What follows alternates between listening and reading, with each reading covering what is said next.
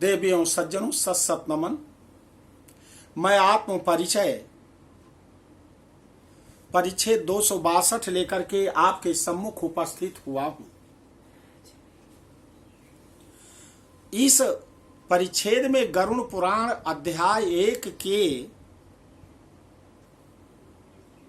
कठिन यम मार्ग का वर्णन किया गया है।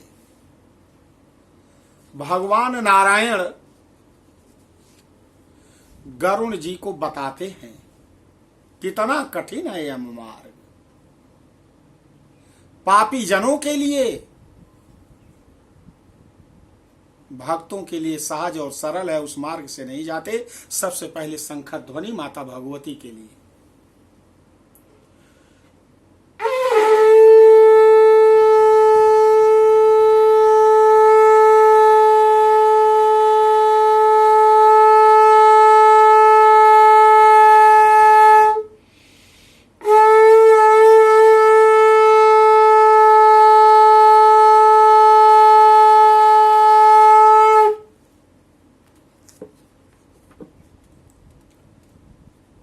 भगवान श्री हरि नारायण कहते हैं कि शयानः परिशोचद्भिः परिवीतः सुबन्धुभिः वाच्यमानो अपि न ब्रूते कालपाशवसंगतः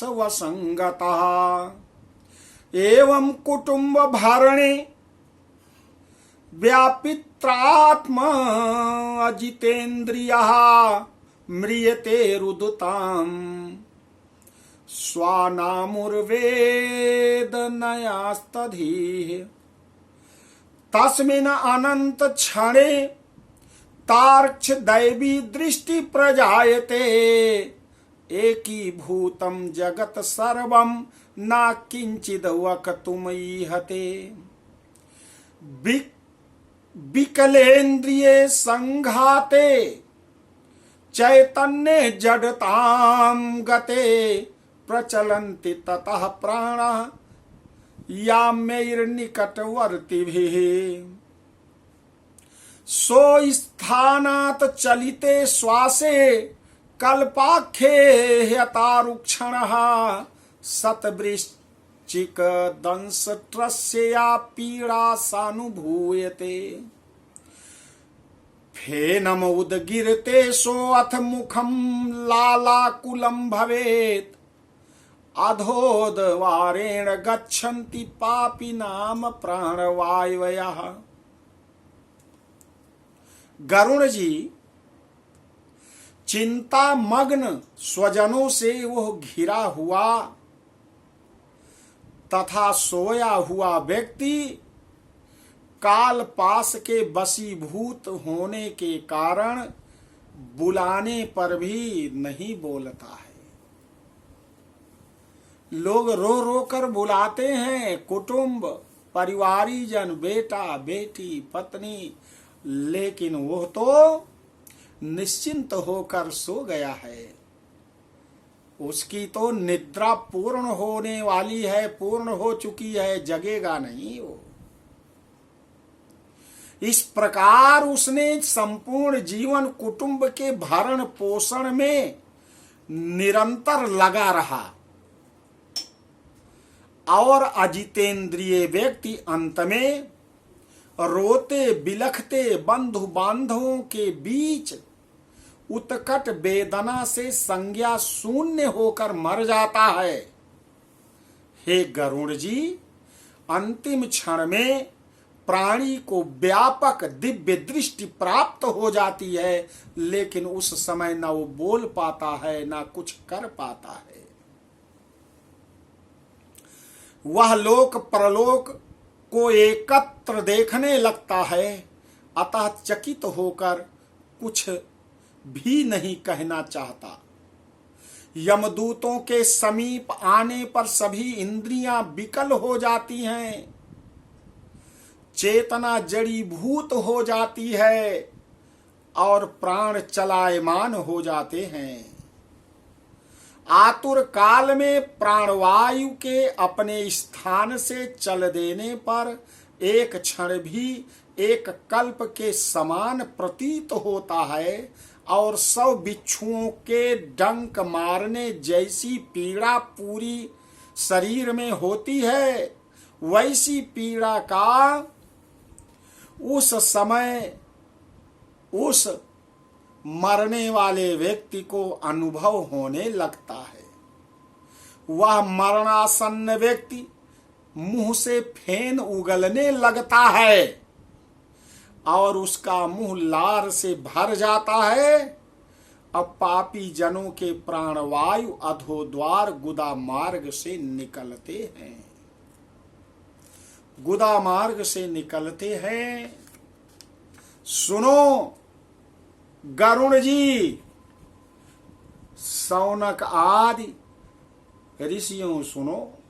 यमदूतौ तदा प्राप्तौ भीमौ सरभ से क्षणौ पास दंड धरौ नग्नौ दंते कटकट आयितौ ऊर्ध केशौ काक कृष्णौ वक्र तुंडौ नखायुधौ सा दृष्ट्वा त्रस्त हृदया सा कृणमूत्रं विमुञ्चति अंगुष्ठमात्रः पुरुषो हाहा कुर्वन् कलेवरात् तदयो गृह्यते दूतैर्याम्यै पश्यन् श्वकं गृहम्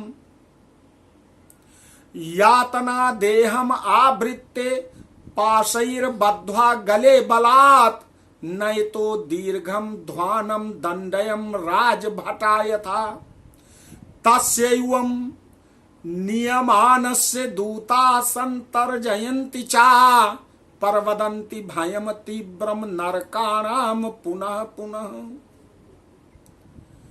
उस समय दोनों हाथों में पास और दंड लिए हुए, नग्न दांतों को कटकटाते हुए, क्रोधपूर्ण नेत्र वाले यम के 2 भयंकर दूत समीप आ जाते हैं। उनके केस ऊपर की ओर उठे होते हैं, वे कौए के समान काले होते हैं और टेढ़े मुख वाले होते हैं तथा उनके नख आयुध की भांति होते हैं। उन्हें देखकर भयभीत हृदय वाला व मरणासन्न प्राणी मलमूत्र का विसर्जन करने लगता है। अपने पंच भौतिक शरीर से हाय हाय करते हुए निकलता हुआ तथा यमदूतों के द्वारा पकड़ा हुआ वह अंगुष्ठ मात्र प्रमाण का पुरुष अपने घर को देखता हुआ जिसको जीवन भर की कमाई से बनाया है,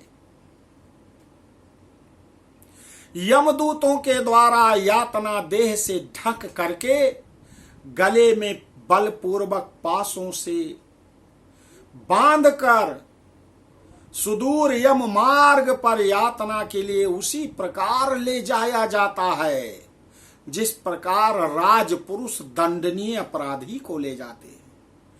इस प्रकार ले जाए जाते हुए उस जीव को यम के दूत तर्जना करके डराते हैं और नरकों के तीव्र भय का पुनः पुनः वर्णन करके सुनाते हैं। तो देवियों सज्जनों, भयंकर यम मार्ग का वर्णन पापियों के लिए कितना सुनने में भयभीत करने वाला है, मैं इसको सुना रहा हूं। इसका आगे का भाग आगे के परिच्छेद में आप सुनेंगे। बोलो आदि शक्ति माता भगवती की जय।